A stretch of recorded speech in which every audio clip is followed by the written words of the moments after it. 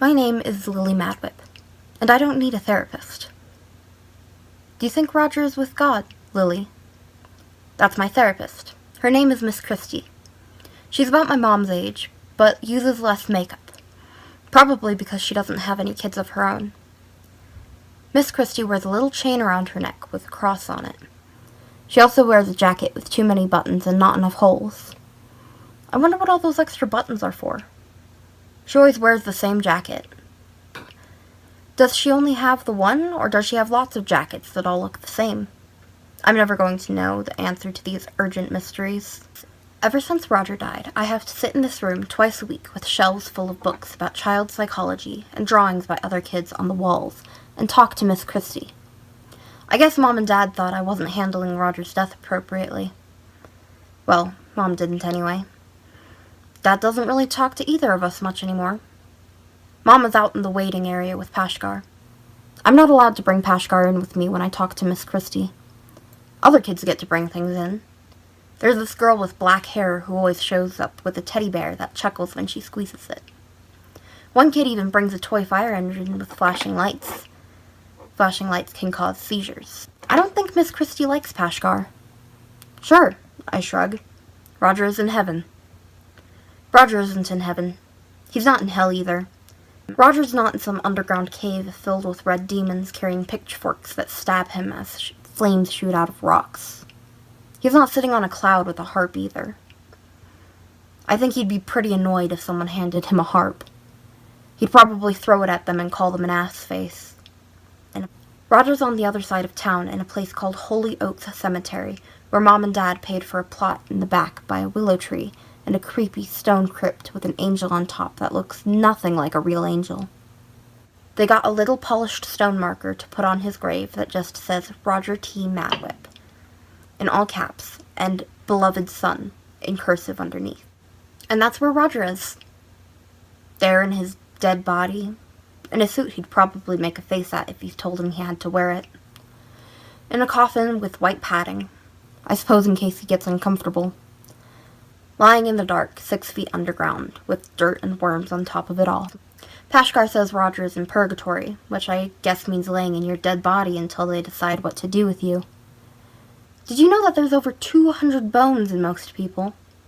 When one gets broken, like if a man in mask strikes you on the arm with a crowbar, the body knows how to repair it over time.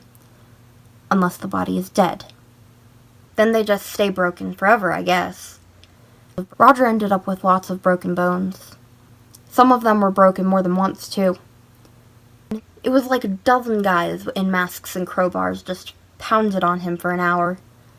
Now he's stuck in his coffin with that suit he hates and a whole bunch of broken bones that are never going to heal. I wonder, when they decide where he's going, if he's going to pop out all floppy like a jellyfish. The idea of Roger like a squishy sack makes me laugh. Miss Christie jots this down. I go stand by the window overlooking the parking lot. It's cold and wet outside today. There's a slick spot on the sidewalk into the building where Miss Christie works that I can see from her office. A lady and her son are walking in from their car. The boy is probably a couple years younger than me, and wearing a pair of brown corduroy pants. He's going to slip on the slick spot, get those pants wet, and end up crying. But there's nothing I can do about it, so I look away. I hear the commotion from outside a moment later. It didn't rain when we buried Roger. I thought it was supposed to rain when there was a funeral. I even dreamed that it rained, but the rain was lots of little bits of glass and it was cutting everybody. Roger's friends Skeeter and Dustin were in their suits and their hair combed, and they were crying because the glass was cutting them. Everybody was covered in blood. Mom said that if it rained every time there was a funeral, it would never stop raining. That sounds like there's a lot of funerals going on. Do you miss him? Miss Christie asks. Yeah. Roger hid my foil Charizard before he died, and now I don't know where it is. Uncle George gave it to me for my birthday when I turned 5, because he was getting rid of my cousin Susie's old collection, and he said that if I hung on to it, I could probably use it to pay for my college someday. Susie was a year younger than Roger. She died in a boating accident. One summer during a family reunion. When people hear boating accident, they think that you were in a boat and there was an accident. Like maybe you hit another boat or ended up out of the water. But Susie was in the water, and the boat ran her over, so I think it was more of a swimming accident that happened to involve a boat.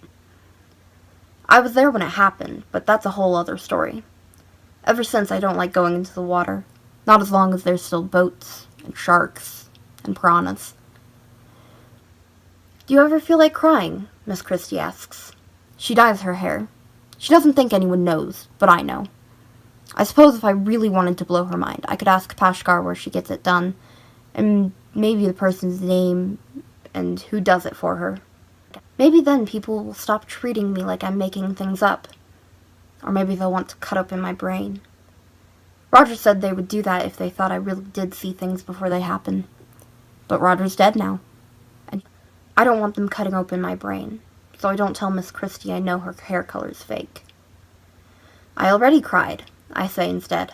I did cry, but only because people expected it of me, especially at a funeral.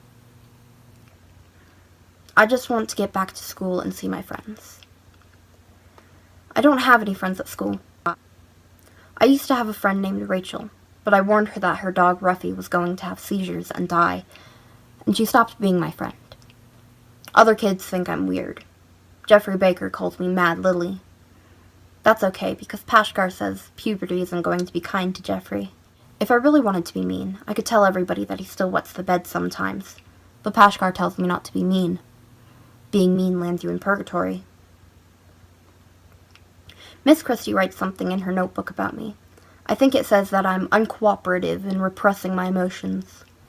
I'm trying to be cooperative, but adults don't want to hear the truth. They want to hear you say what they think is right. If you say anything else, they think it's wrong, and then you have to start all over again. Sometimes they put you on drugs so they can tweak the chemicals in your brain until you think things that you wouldn't otherwise. Like how much you miss your brother who used to give you wedgies and hid your foil Charizard before he died, and now you'll never go to college. Miss Christie? Please, call me Christie. Miss Christie, can I please bring Pashkar in next session? I ask. She gives me that face that adults make when they know you know the answer and are hoping you'll take the question back before they have to give it. I think Pashkar should stay in the waiting room. Why? Because I want to hear from you, not Pashkar. She doesn't really want to hear from me, because I would want to talk about why I'm suddenly seeing her lying motionless on the floor of some room with green carpeting and yellow furniture that came from IKEA. Her face is purple, and her tongue is sticking out, and it's all swelled up like one I saw on a frog at a museum once.